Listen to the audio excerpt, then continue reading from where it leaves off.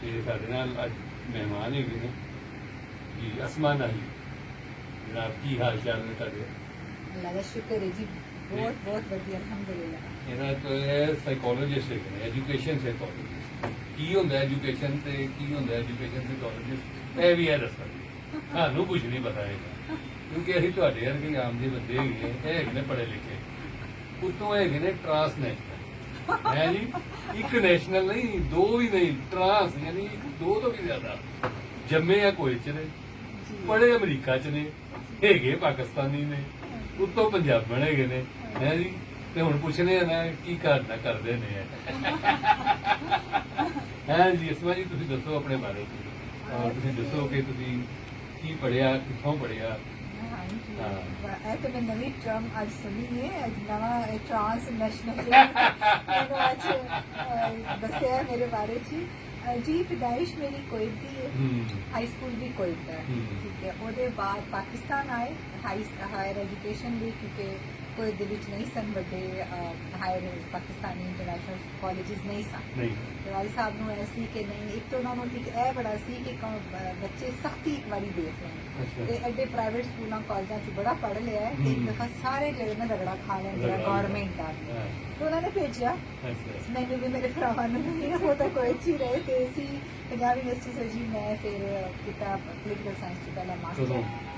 ਹੁਣ ਇਹ ਵੀ ਪੁੱਛਣਾ ਜੇ ਇੱਥੋਂ ਹੀ ਦੱਸੋ ਕਹਾਣੀ ਪਤਾ ਲੱਗਦੀ ਹੈ।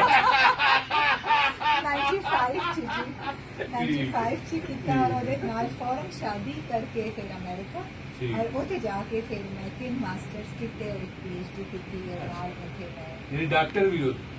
हाँ जी कह सकते हो। वैसे तो आजकल PhD डॉक्टर वीडियो रेल पे खास गल नहीं वड्डी ना भी कहो तो कोई गल नहीं है, लेकिन बस दुनिया PhD कर लो तो एक नाल ला देंगे, एडी वड्डी कोई गल ना भी कहो तो चलता है। खैर ਇਹ ਤੁਸੀਂ ਸਾਈਕੋਲੋਜੀ ਦੇ ਵਿੱਚ ਹੀ ਪੜ੍ਹਿਆ ਸੀ जी, एजुकेशनल साइकोलॉजी ਮਾਸਟਰ ਤੇ ਕਿੰਨੋਂ ਉਹਦੇ नहीं, एक मास्टर एजुकेशन साइकोलॉजी च कीता, एक कीता स्पेशल नीड्स माजूर अफराद की तालीम और उन्होंने मामलात दे विच कीता। एक पोलीटिकल साइंस तो पहले कीता सी, फिर इमोशनल डिस्टर्बेंस ते लर्निंग डिसेबिलिटी की अलग कीता, सर्टिफिकेशन की पोस्ट ग्रेजुएट, फिर एजुकेशनल साइकोलॉजी दे विच जाके PhD की, क्योंकि वो कितने पूरी कहानी नहीं सी पता लगती।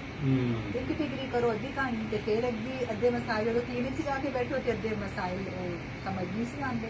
तो आई थिंक कि ह्यूमन डेवलपमेंट के लिए सानू बहुत ज़्यादा चीज़ें दी ने ना, वो अगर तुम कंप्रीहेंसिवली देखना चाहते हो चीज़ों चलो ਤੁਸੀਂ ਇਹ ਕਹਿ ਸਕਦੇ ਹੋ ਕਿ 3 ਜਗ੍ਹਾ ਦੇ ਤੁਹਾਨੂੰ ਜਿਹੜੇ ਐਜੂਕੇਸ਼ਨ ਸਿਸਟਮ ਹੈਗੇ ਨੇ ਉਹਨਾਂ ਦਾ ਪਾਲਾ ਹੋਇਆ ਸੀਗਾ। हाँ ਇਹ ਬੜੀ ਤੁਸੀਂ ਸੁਥਰੀ ਗੱਲ ਕੀਤੀ ਹੈ। ਇਹ ਦੱਸੋ ਨਾ ਕਹਾਣੀ ਇਹ ਤੇ ਬੜੀ ਖੂਬਸੂਰਤ ਗੱਲ ਕੀਤੀ ਤੁਸੀਂ ਕਿ 3 ਬਲਕਿ ਤੁਸੀਂ ਕਹੋ 4। ਹੁਣ ਮੈਂ UAE ਚ ਰਹਿੰਦੀ ਹਾਂ। UAE ਚ ਰਹਿੰਦੀ ਮੈਂ UAE ਚ ਰਹਿੰਦੀ ਹਾਂ। ਉੱਥੇ ਵੀ ਐਜੂਕੇਸ਼ਨ ਇਦਾਰਿਆਂ ਨਾਲ ਤੁਹਾਡਾ ਹੈ? ਜੀ ਮੈਂ ਐਜੂਕੇਸ਼ਨ ਸਾਈਕੋਲੋਜਿਸਟ ਹਾਂ, ਤੇ ਬਿਲਕੁਲ ਤੇ ਪ੍ਰੋਫੈਸ਼ਨਲ ਇਦਾਰਿਆਂ ਨਾਲ ਵੀ, ਯੂਨੀਵਰਸਿਟੀਆਂ ਕਾਲਜਾਂ ਨਾਲ ਵੀ, ਪ੍ਰਾਇਮਰੀ ਸਕੂਲਿੰਗ ਦੇ ਨਾਲ ਵੀ, ਟੀਚਰ ਐਜੂਕੇਸ਼ਨ ਦੇ ਨਾਲ ਵੀ, ਸਕੂਲ ਕਾਉਂਸਲਰ ਦੇ ਨਾਲ ਵੀ, ਮੇਰਾ ਬਿਲਕੁਲ ਪਾਲਿਸੀ ਮੇਕਿੰਗ ਦੇ ਨਾਲ ਜਦੋਂ ਸਾਈਕੋਲੋਜਿਸਟ ਦੇ ਲਈ ਆਉਂਦੀ ਹੈ।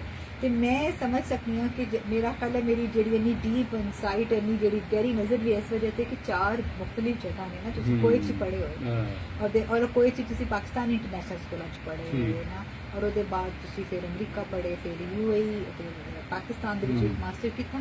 ਵੀ ਰੰਗ ਨੇ ਪੂਰਾ ਗੁਲਦਸਤਾ ਹੈ ਜੀ, ਕਿਹਨੂੰ ਕਿਹੜੇ ਫੁੱਲ ਦੇ ਨਾਲ ਤਸ਼ਬੀਹ ਦਿੱਤੀ ਜਾਏ ਕਿ ਅਮਰੀਕਾ ਦੀ ਜਿਹੜੀ ਐਜੂਕੇਸ਼ਨ ਹੈ ਮੈਨੂੰ ਲੱਗਦਾ ਸੂਰਜਮੁਖੀ ਦੀ ਤਰ੍ਹਾਂ ਹੈ, ਜਲਦੀ ਜਿਹੜੀ ਹੈ ਖਰਾਬ ਨਹੀਂ ਹੁੰਦੀ। ਸੂਰਜ ਚੜ੍ਹਦਾ ਹੈ ਤੇ ਉਹ ਖਿਲਦਾ ਹੈ ਤੇ ਵਾਪਿਸ ਔਰ ਸ਼ਾਮ ਹੁੰਦੀ ਹੈ ਤੇ ਉਹ ਸਿਸਟਮ ਕਹਿੰਦਾ ਹੈ ਕਿ ਮੈਂ ਹੁਣ ਰੈਸਟ ਕਰਾਂ ਤੇ ਵਰਕ ਲਾਈਫ ਬੈਲੈਂਸ ਹੀ ਹੋ ਜਾਏ, ਤੁਸੀਂ ਘਰ ਜਾਓ ਹੁਣ ਸਕੂਨ ਕਰੋ।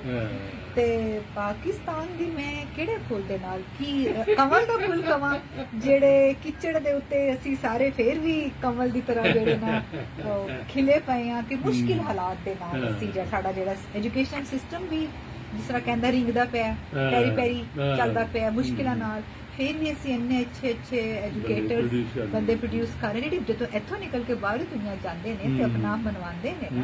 ਇਹਦਾ ਮਤਲਬ ਹੈ ਸਿਸਟਮ ਆਪਣੇ ਪੂਰੇ ਫਲॉज ਦੇ ਨਾਲ ਵੀ ਕਿਸੇ ਨਾ ਕਿਸੇ ਤਰੀਕੇ ਨਾਲ ਸਿਸਕਦਾ, ਰਿੰਗਦਾ, ਰਿੜਦਾ, ਗਿਰਦਾ। ਜਿੰਨਾ ਖਰਾਬ ਕੀਤਾ ਨੂੰ ਕਹਿੰਗੇ ਕੁੜੀ ਸਾਡੇ ਹੱਥ 'ਚ ਗੱਲ ਕਰ।